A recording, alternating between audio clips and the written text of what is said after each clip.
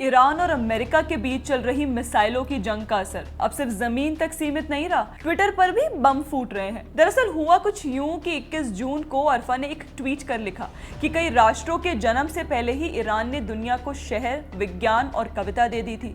7000 साल पुरानी सभ्यता को आज की नापाक चालों से मिटाया नहीं जा सकता। तो सबसे पहले तो अरफा बीबी को ईरान पर सिंपिंग करने से पहले कुछ बैकग्राउंड चेक कर लेने चाहिए थे, क्योंकि अगर वे ऐसा करती तब उन्हें मालूम पड़ता कि 7000 साल पहले तो ईरान को पर्शिया के नाम से जाना जाता था और यहाँ पारसी या ज़ोरास्ट्रियन सिविलाइजेशन हुआ करती थी, जो कि इस्लामिक इन्वेडर्स ने तबाह कर दी। तो क्या आप चाहती हैं अरफा बीबी कि वही 7000 साल पुरानी ईरान की सभ्यता वापस आ जाए और उस समय हुए ईरान के इस्लामीकरण को वहां से ढकेल दिया जाए? नहीं, आप ऐसा कभी नहीं चाहेंगी अरफा बीबी।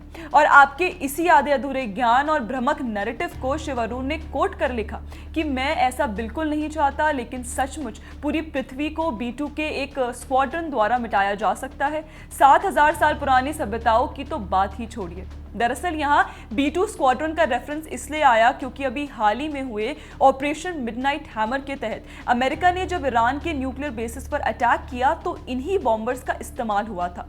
B2 स्टेल्थ बॉम्बर्स लंबी दूरी के और सटीक हमले के लिए ऑपरेशंस में इस्तेमाल किए जाते हैं। इसके अलावा भारी सुरक्षा वाले क्षेत्र में प्रवेश के लिए भी B2 की गुप्त क्षमताओं का लाभ उठाया जाता है। अब शिव अरुण की इसी बात को पकड़कर अरफा बीबी उन्हें कोट कर लिखती हैं, उल्लास, ब्लडलस, हिंसा का उन्माद, यह सब डरने वाला है।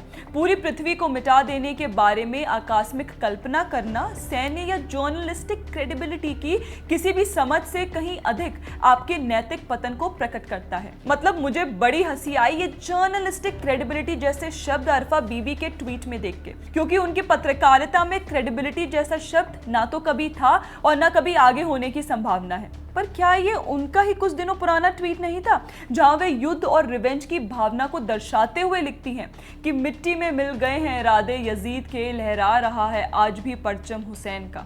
यानी कि इजराइल ईरान को मिटाना चाहता था, लेकिन उसे ये पता नहीं था कि ईरान क्या क्या कर गुजरेगा।